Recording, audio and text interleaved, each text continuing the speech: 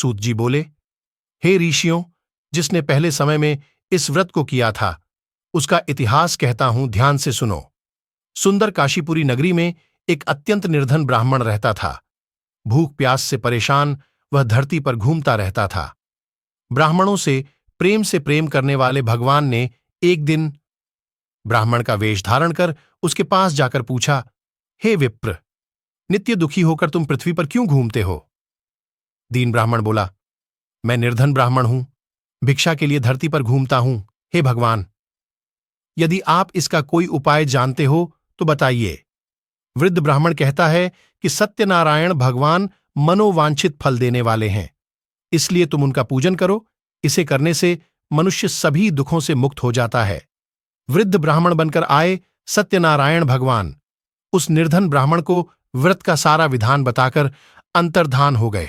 ब्राह्मण मन ही मन सोचने लगा कि जिस व्रत को वृद्ध ब्राह्मण करने को कह गया है, मैं उसे जरूर करूंगा। यह निश्चय करने के बाद उसे रात में नींद नहीं आई। वह सवेरे उठकर सत्यनारायण भगवान के व्रत का निश्चय कर भिक्षा के लिए चला गया। उस दिन निर्धन ब्राह्मण को भिक्षा में बहुत धन मिला, जिससे उसने बंधु बांधवों के साथ मिलकर श्री सत्यनारायण भगवान का व्रत संपन्न किया। भगवान सत्यनारायण का व्रत संपन्न करने के बाद वह निर्धन ब्राह्मण सभी दुखों से छूट गया और अनेक प्रकार की संपत्तियों से युक्त हो गया। उसी समय से यह ब्राह्मण हर माह इस व्रत को करने लगा। इस तरह से सत्यनारायण भगवान के व्रत को जो मनुष्य करेगा वह सभी प्रकार के पापों से छूटकर मोक्ष को प्राप्त होगा। जो मनुष्य इस व्रत को करेगा वह भी सभी दुखों से मुक्त हो जाएगा। सूत जी बोले कि इस तरह से नारद जी से नारायण जी का कहा हुआ श्री सत्यनारायण व्रत को मैंने तुमसे कहा। हे विप्रो, मैं अब और क्या कहूं? ऋषि बोले, हे मुनिवर, संसार में उस विप्र से सुनकर और किस किस ने इस व्रत को किया, हम सब इस बात को सुनना चाहते हैं। इसके लिए हमारे मन में श्रद्धा का भाव है। सूत जी बोले, हे मुनियों, जिस जिसने इस व्रत को किया है वह सब सुनो।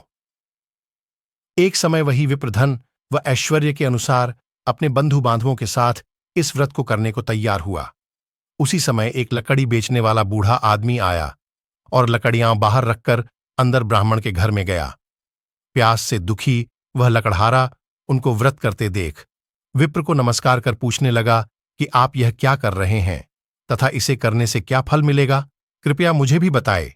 ब्राह्मण ने कहा कि सब मनोकामनाओं को पूरा करने वाला यह सत्यनारायण भगवान का व्रत है। इनकी कृपा से ही मेरे घर में धन धान्य आदि की वृद्धि हुई है।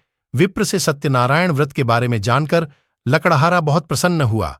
चरणामृत लेकर व प्रसाद खाने के बाद वह अपने घर गया। लकड़हारे ने अपने मन में संकल्प किया कि आज लकड़ी बेचने से जो धन मिलेगा उसी से श्री सत्यनारायण भगवान का उत्तम व्रत करूंगा। मन में इस विचार को ले बूढ़ा आदमी सिर पर लकड़ियां रख उस नगर में बेचने गया जहां धनी लोग ज्यादा रहते थे। उस नगर में उसे अपनी लकड़ियों का दाम पहले से 4 गुना अधिक मिलता है।